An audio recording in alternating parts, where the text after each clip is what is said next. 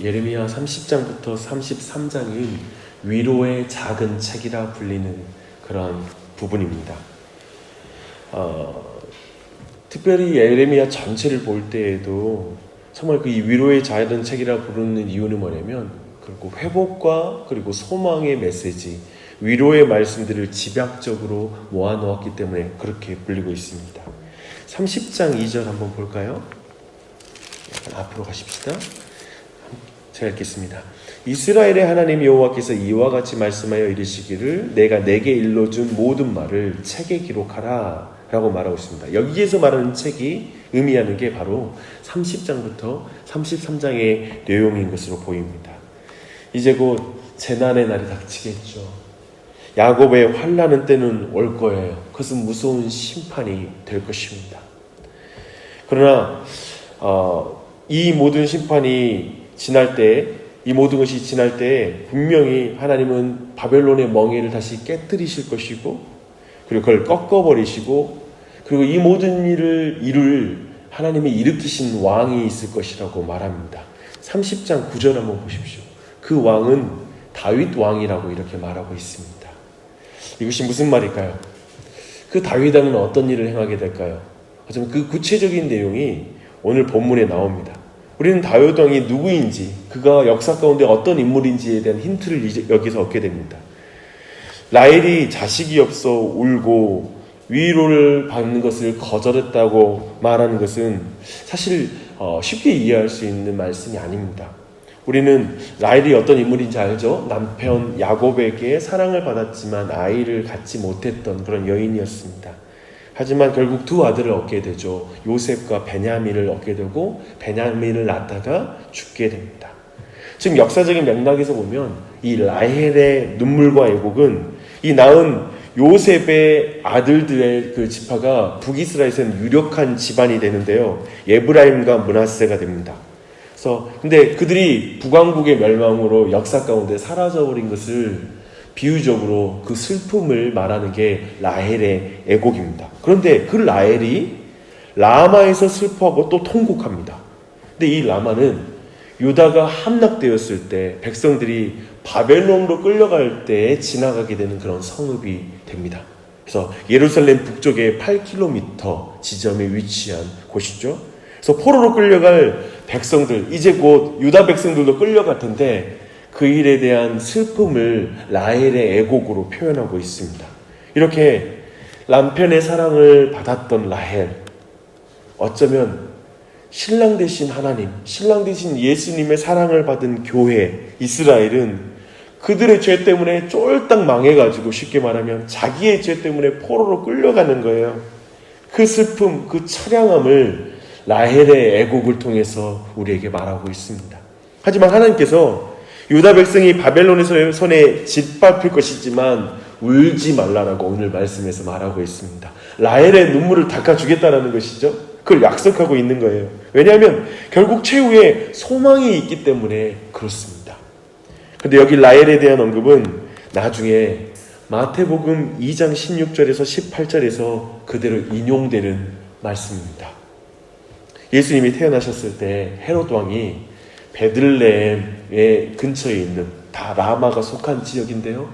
그곳에 있는 어린아이들을 학살하게 됩니다.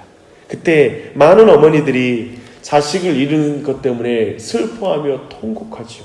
참 인간의 완악함, 참된 왕을 거절하는 인간의 완악함으로 말미암아 정말 무서운 유아 사례가 일어나고 미래가 없고, 자식을 잃은 어머니가 무슨 미래가 있겠습니까? 마치 라헬이 두 아들을 다 잃어버리고 애곡하는 것처럼 그렇게 애곡하는 장면이 동일하게 이제 한 역사 속에 지금으로부터 2000여 년 전에 정말 그 라헬이 라마에서 울고 있는 그 장면이 베들레헴에서 벌어지죠. 얼마나 절망스러운 일인지 몰라요. 하지만 30장 9절에서 말한 다윗 왕이신 예수님은 이제 죄의 포로가 된 그 백성들의 멍에를 깨뜨리시고 그들을 모든 포박을 끊어버리시고 그들에게 자유를 주실 것입니다. 그렇죠? 바로 그 일을 행하신 분이셨죠. 그래서 30장 9절이 말하는 것처럼 이제 그 백성들은 하나님 여호와를 섬기며 여호와가 그들을 위하여 세운 다윗 왕을 섬기게 될 것이라고 이렇게 말씀하고 있습니다.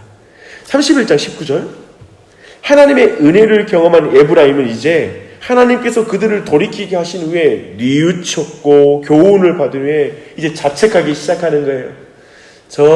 우리의 멍에를 깨뜨리기 위해서 오신 참된 다윗 왕, 그리고 십자가에 달리신 그 다윗 왕을 바라보면서 그 아래에서 여인들이 자신의 마음과 그리고 몸을 치면서 애곡하게 되는 것이에요. 18절, 그는 자기가 받은 징계가 유익한 것이었다고 이제 고백할 것입니다.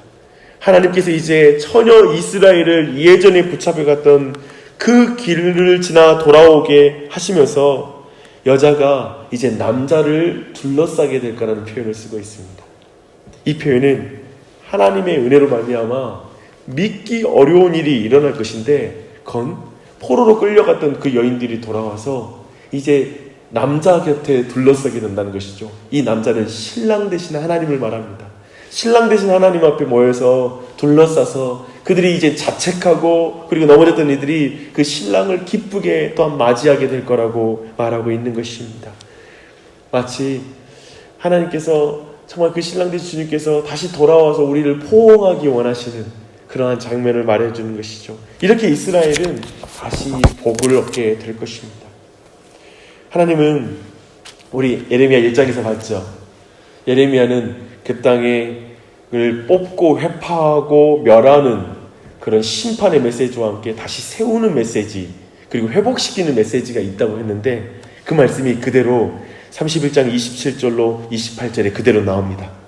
깨어서 그들을 뿌리 뽑으며 무너뜨리며 전복하며 멸망시키며 괴롭게 하던 것과 같이 이제 내가 깨어서 그들을 세우며 심으리라, 여호와의 말씀입니다. 이 소망의 메시지를 지금 주고 있는 것입니다. 하나님께서 회복시키실 때 이제 그들과 새로운 언약을 맺을 것이다 라고 31절에서 말하고 있습니다. 이 언약은 옛적 광야길에서 그들의 조상과 맺은 그 언약과는 다른 것이다 라고 말합니다. 그 언약은, 그 법은 돌 위에 새겼지만 이제 하나님의 말씀을 마음에 새기는 때가 올 것이다 라고 말씀하고 있죠. 그 일은 그리스도의 대속의 사역을 통하여 정결하게 된 마음 가운데 성령님의 인재를 통하여 성취된다는 걸 고린도후서 3장 5절로 18절에서 말씀하고 있습니다. 그 언약은 이미 이루어진 것이죠. 할렐루야. 오늘 본문은 넘치는 위로를 담고 있는 책입니다. 하나님의 위로가 가득합니다. 그 위로는 그리스도의 대속의 죽음을 바라볼 때에 우리에게 만져지고 느껴지는 은혜인 줄 믿습니다. 우리의 삶이 때로는 내 죄 때문에 포로와 같은 그런 우리를 옴짝달싹할 수 없이 마음이 묶이고 얽매이고 슬픔이 가득 차는 순간이 있습니다. 때로는 내 죄 때문에 세상에서 수치를 당해도 합당하다라고 생각할 정도로 수치스러운 경험을 우리가 갖게 됩니다. 마치 이스라엘 백성이 포로로 끌려갈 때 그 수치스러움, 그 부끄러움, 창피를 생각해 보십시오. 그게 남 탓이 아니라 내 죄 때문에 그렇게 되는 것이죠. 교회도 그렇습니다. 미래가 없어 보이고 회복의 소망이 없어 보일 때가 있습니다. 그런데 우리에게 다윗 왕이 있습니다. 참된 왕, 다윗의 자손 예수 그리스도가 우리에게 있습니다.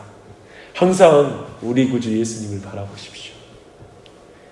모든 수고하고 무거운 짐을 가지고 우리 구주 예수님께 나아가십시오.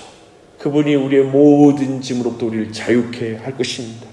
우리의 모든 삶의 멍에, 죄의 멍에 그 모든 걸 십자가 위에서 다 부러뜨린 예수 그리스도를 바라보십시오.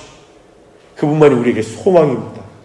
이것을 보며 우리가 그 은혜 때문에 우리를 자책하고 돌이켜 지금 이 자리에 모여서 또 기도하고 있지 않습니까?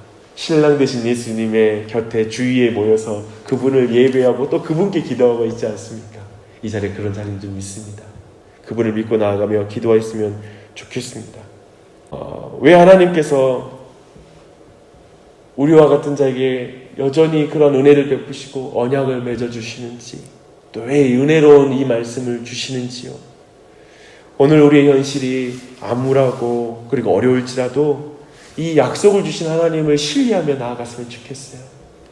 그리고 하나님의 약속 안에 주어지는 너무나 큰 확신이 있어요. 그것은 종국에 우리가 분명히 그 하나님이 다시 오실 것과 예수 그리스도가 다시 오실 것과 분명하게 그 나라가 완성될 걸 믿기 때문에 우리 안에 소망이 있다는 걸 기억하십시오. 구속의 역사에서 이스라엘 백성과는 달리 우리는 이미 그리스도의 대속의 사역 위에 서 있습니다. 그래서 저 구약의 백성과는 다른 확신 가운데 서 있는 것입니다. 하나님의 신실하심을 우리는 십자가 사건을 통해 이미 본 자들입니다. 그러니 이제 오늘 내가 원하는 방향으로 인생이 안 흘러가도 작게 내 계획이 틀어져도 내 생각과 다른 일을 만날 때에도 하나님의 약속을 신뢰하고 기도하고 주님의 능력, 내 안에 계신 성령님과 함께 주의 약속을 이루어가는, 주의 말씀에 순종해가는 이 한날이 되시기를 축원합니다. 기도하시겠습니다.